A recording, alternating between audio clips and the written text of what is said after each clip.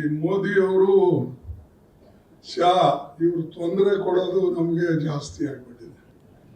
ಅವ್ರು ತೊಂದರೆ ಕೊಡೋದು ಅಲ್ಲದೆ ಅವ್ರ ಶಿಷ್ಯರಿಗೆ ಹೇಳಿ ತೊಂದರೆ ಕೊಡಿಸ್ತಾರೆ.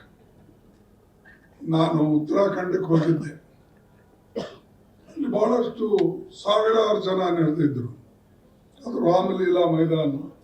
ಹೌದು, ಅಂದ್ರೆ ಅಲ್ಲಿ ರಾಮಲೀಲಾ ಕಾರ್ಯಕ್ರಮಗಳು ನಡೀತವೆ ಮತ್ತು ಧಾರ್ಮಿಕ ಕಾರ್ಯಕ್ರಮಗಳು ಕೂಡ ನಡೀತವೆ.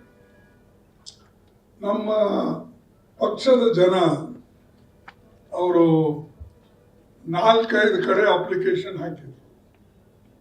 ಯಾವ ಮೈದಾನ ಕೂಡ ಅವರು ಒಪ್ಪಲಿಲ್ಲ.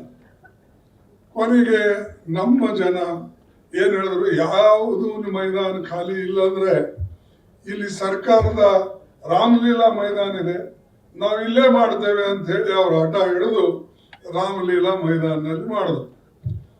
ಅದಕ್ಕೆ ಸಾವಿರಾರು ಜನ ಬಂದಿದ್ರು. ಯಾರೋ 10-20 ಹಿಂಗಿಲ್ಲ ಅಂತ. ಹಲ್ದ್ವಾನ ಅಂತಕ್ಕಂಥ ಉತ್ತರಾಖಂಡದಲ್ಲಿ ಸಣ್ಣ ಸ್ಟೇಟು, ಅಷ್ಟು ಜನ ಸೇರೋದು ಕಷ್ಟ. ಆದರೆ ವಿಶೇಷವಾಗಿ ನಮ್ಮ ಪಕ್ಷದ ಕಾರ್ಯಕ್ರಮದ ಕಾರಣ ಬಹಳಷ್ಟು ಜನ ಸೇರಿದ್ರು.